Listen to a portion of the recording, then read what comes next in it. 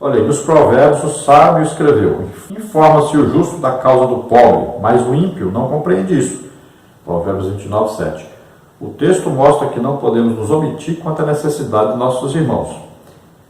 Nos profetas, Isaías, o profeta messiânico, clamou pelos necessitados, Isaías 1,17. Jeremias, o profeta das lágrimas, falou em defesa dos oprimidos, Jeremias 22,3. O profeta Ezequiel não deixou de contribuir, protestando contra Jerusalém pela sua omissão em atender aos pobres, Ezequiel 16,49. Zacarias foi usado por Deus de igual modo para exortar sobre o cuidado com os necessitados, incluindo órfãos, viúvos, estrangeiros, Zacarias 7, 9 e 10. Então, em todo o Antigo Testamento existe o ensino de ajudar os necessitados, os pobres, aí, as viúvas, os órfãos, aqueles menos favorecidos, os que estavam doentes, inválidos. Sempre teve esse ensino de ajuda a essas pessoas. E a igreja deve imitar isso e deve continuar isso. Vamos ver agora no Novo Testamento. Subtópico 2, assistência social no Novo Testamento. Aqui também encontramos fundamentos para a obra da assistência social. Nos evangelhos, Jesus em seu ministério multiplicou pães e peixes 2 vezes para alimentar as multidões, mas está em Mateus 14, 13 a 21, Mateus 15, 29 a 39. Isso indica que Jesus deu muita importância à necessidade de socorrer os famintos.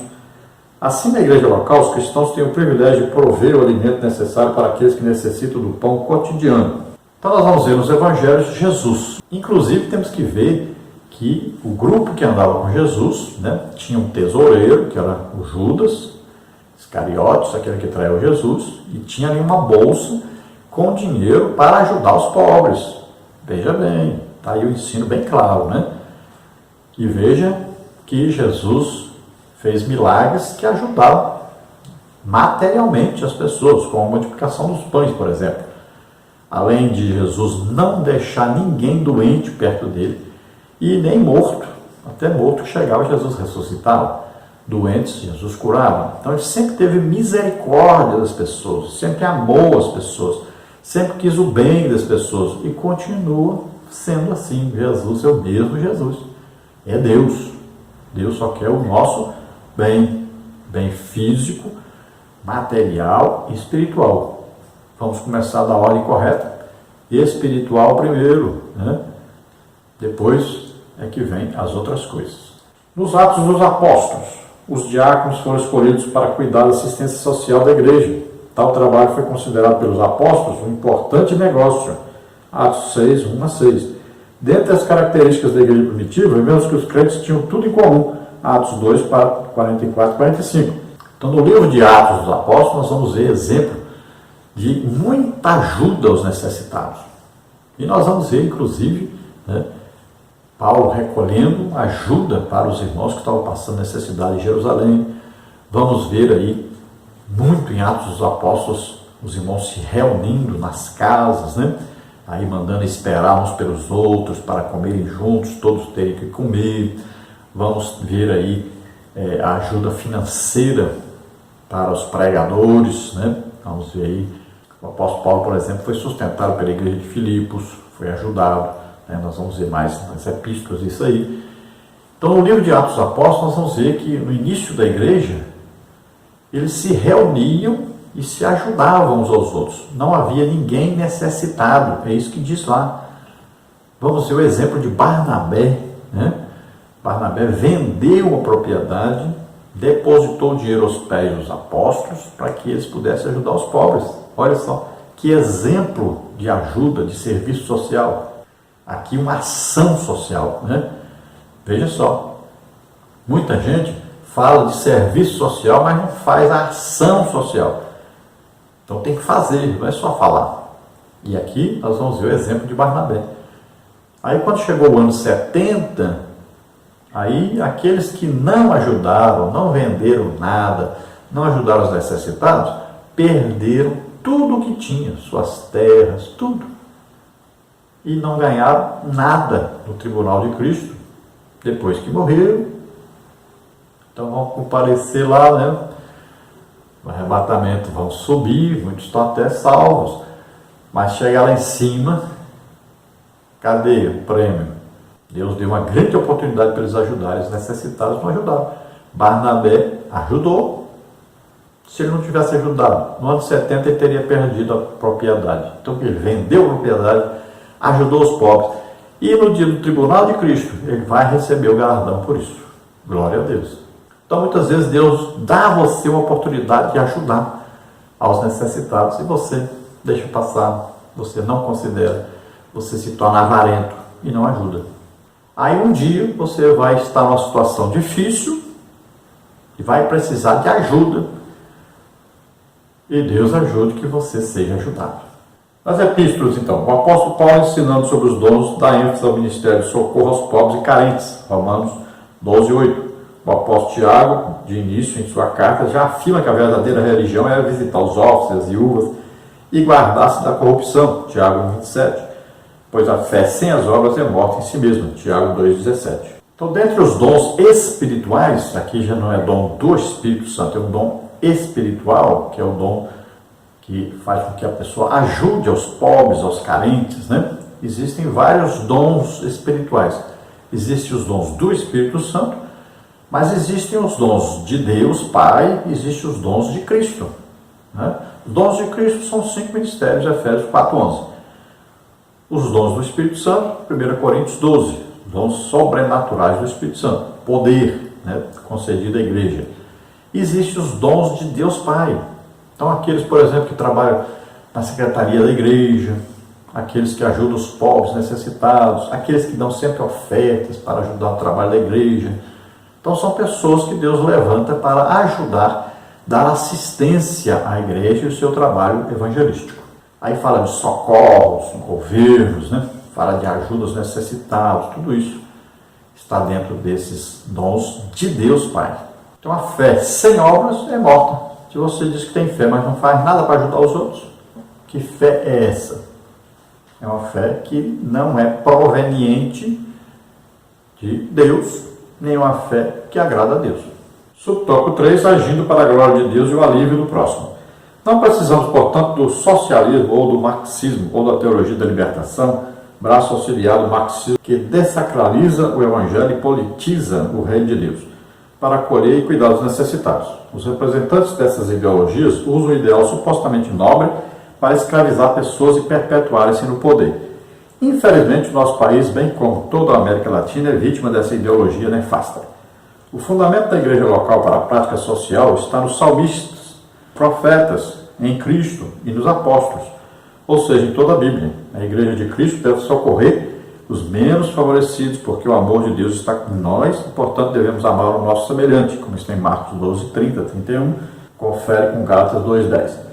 Que estrutura as igrejas locais têm para atender os novos convertidos que se acham entre certos grupos, prostitutas, moradores de rua, drogados, famintos, deficientes e deprimidos? É preciso, à luz do exemplo do nosso Salvador e dentro das nossas possibilidades, Eclesiastes 9:10, estruturar o mínimo de condições para resgatar tais segmentos. Sejamos zelosos na mordomia da ação social. Então existem aí muitos grupos, né?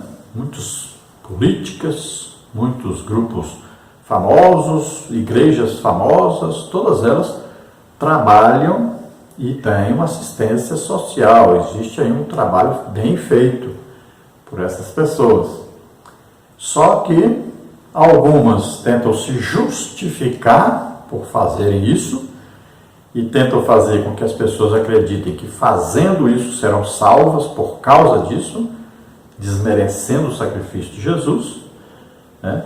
Outras, eles fazem isso apenas como um tipo de lavagem de dinheiro, porque eles se enriquecem muito e o país empobrece totalmente as pessoas, e aí eles fazem isso para dizerem que estão fazendo alguma coisa para as pessoas. E tem aqueles que fazem assistência social para ganhar alguma coisa em troca, como, por exemplo, os políticos, né? Começam a dar assistência social às pessoas, começam a dar cesta básica, remédio, não sei o quê, para ganhar votos na época da eleição. Então, são vários tipos de assistência social que são dadas, mas não são para realmente o fim correto. Não são realmente devido ao amor de Deus que estão nessas pessoas. Não são coisas feitas de acordo com a palavra de Deus. Então, existe assistência social que leva até a pessoa para o inferno. Existe assistência social que prende as pessoas nessa determinada denominação para que as pessoas sigam a sua idolatria, o seu pecado e vão tudo para o inferno, infelizmente. Tem muita gente vendendo a sua alma por causa de uma ajuda aí, de uma sacolinha de comida, né? Um pouquinho de remédio, uma coisa. Tem muita gente vendendo a sua alma em troca disso. Bom, o importante é que toda igreja local tenha um trabalho de assistência social, mas que tenha a ação social, um trabalho que você vai onde as pessoas estão necessitadas, né? É preciso fazer uma pesquisa, andar de casa em casa, olhar quem realmente precisa, né? Pessoas que estão desempregadas, pessoas que estão doentes, né? Pessoas inválidas. Então tem que olhar direitinho e ajudar essas pessoas. Nós temos hoje a ajuda do governo, mas muitas vezes essa ajuda é muito pequena e não está suprindo a necessidade de muitos.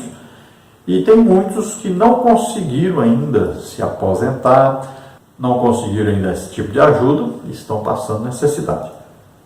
Então precisamos ajudar. A igreja tem esse papel de sempre passar de casa em casa e saber quem está necessitando e ajudar as pessoas. Vamos então ao nosso último tópico, a mordomia dos crentes na igreja local. Subtópico 1, em primeiro lugar, é preciso congregar. Subtópico 2, líderes cristãos como mordomos. Subtópico 3, a mordomia dos membros e congregados. Subtópico 1, então, em primeiro lugar, é preciso congregar. É notório o crescimento dos desigrejados. Não temos espaço aqui para entrar em detalhes sobre o fenômeno. Entretanto, um dos maiores perigos deste movimento é esta falsa ideia de já que a igreja sou eu, não preciso frequentar os cultos regulares, nem ser membro de uma igreja local. Ora, não é isso que a Bíblia ensina, mas exatamente o contrário. Hebreus 10, 25, por exemplo, diz: não deixando a nossa congregação como é costume de alguns. Quer sua igreja local seja grande, quer seja pequena, ou um ponto de pregação, alegre-se em orar com os irmãos, participar da ceia do Senhor, ouvir a palavra de Deus, compartilhar os dons espirituais e assistir aos mais necessitados. Tenha a alegria de congregar, ame a Cristo, o cabeça, mas ame também a igreja, o seu corpo. Então não existe base bíblica nenhuma para a pessoa congregar em sua própria casa, né?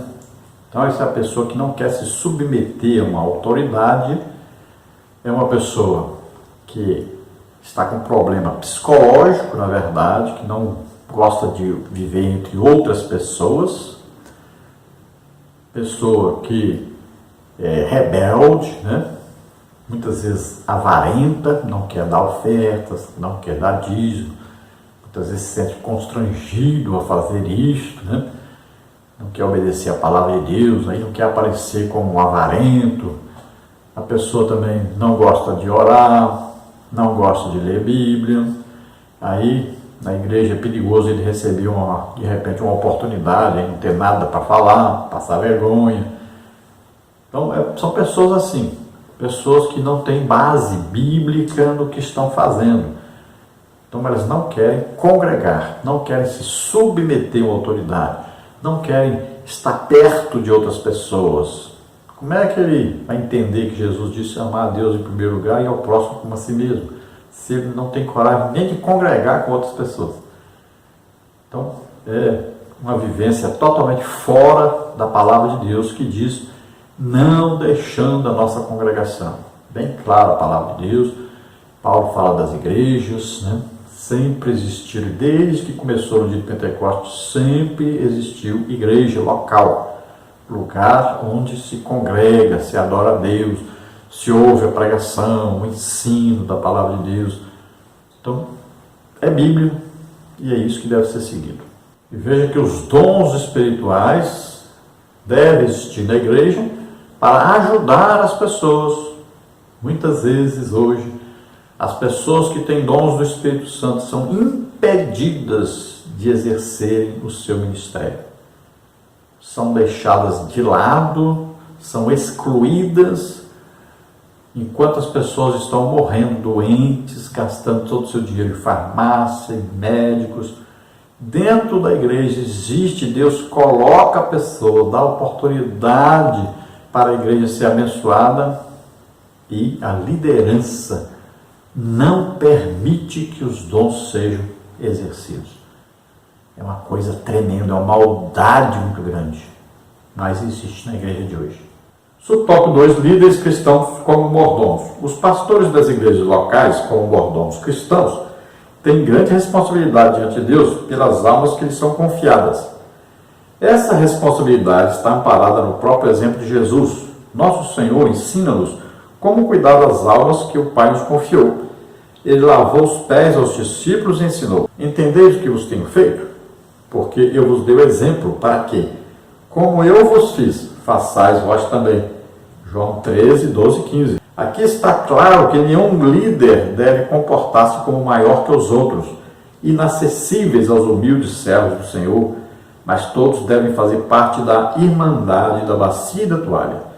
Essa perspectiva consciente da liderança evangélica é o mais eficaz antídoto contra o orgulho. Então aqui fala de uma liderança, que é distante do povo. É aquela liderança que eu costumo dizer que fica só em cima do púlpito. Não desce nunca para colocar a mão na cabeça das pessoas, orar pelas pessoas. Não desce nunca para ouvir as pessoas, os seus problemas, ajudá-los. É aquele que nunca vai visitar nas casas das pessoas, né? Quando vai só na casa dos ricos. Então, falta essa liderança que ama realmente, que demonstra realmente amor. E, infelizmente, a liderança, muitos deles, estão recebendo da igreja para ficar em casa sem fazer nada. Não fazem nada, não produzem nada. Apenas estão se assentando nos púlpitos. É uma coisa inacreditável, mas é verdade. Não produzem nada no reino de Deus e ainda recebem o dinheiro da igreja. Então, nós temos lideranças omissas, lideranças que fazem ainda atrapalhar quem quer trabalhar para Deus, quem quer fazer alguma coisa para Deus, quem é usado por Deus. Eles querem impedir as pessoas de exercer o ministério que Deus confiou a eles. Infelizmente, esta é a realidade da igreja. Subtópico 3, a mordomia dos membros e congregados. Numa igreja local, além dos líderes terem uma responsabilidade específica, o membro do corpo de Cristo deve ser útil à obra do Senhor, exercendo a mordomia no reino de Deus conforme a sua capacidade, orando, louvando, testemunhando, evangelizando, visitando enfermos e afastados, liderando departamentos e realizando outras atividades. É preciso trabalhar enquanto é dia. João 9, 4. Então, além da liderança dever trabalhar, os membros da igreja, todos devem estar envolvidos na obra de Deus, fazendo alguma coisa em prol do reino de Deus. Todos. Isso é um trabalho para todos. É inadmissível que exista um culto na igreja onde não tem nenhum descrente, nenhuma pessoa para aceitar Jesus como Senhor e Salvador. Isso é resultado de quê? Uma falta de evangelização, falta de trabalho da igreja. Então, todo culto deve ter alguém se convertendo. Todo culto. A igreja precisa atentar para a tarefa que foi confiada à igreja, que é ganhar almas. É importantíssimo isso. Bom, chegamos ao final da lição. Um resumo bem rápido. Vamos orar agora. Se você que está ouvindo, assistindo, deseja aceitar Jesus como Senhor e Salvador, é sua oportunidade. Se você deseja ser curado, precisa ser curado, ore agora juntamente conosco. Nós vamos orar e Jesus cura você. Vamos orar juntos. Pai querido, em nome de Jesus, olhe, Senhor, essas pessoas que se chegam a Ti, arrependidas dos seus pecados, entregando sua vida a Ti agora, crendo que Jesus morreu na cruz, ressuscitou. Salva agora essas vidas, Senhor, escreve seus nomes no livro da vida. Oh, Senhor, vem, Senhor, vem curando agora todos os doentes, enfermos, em nome de Jesus. Solta essas vidas, toda doença, toda enfermidade, solta agora em nome de Jesus. Receba agora a cura em nome de Jesus. Toca, Senhor, neles agora. Em nome de Jesus. Amém. Glória a Deus. Aleluia.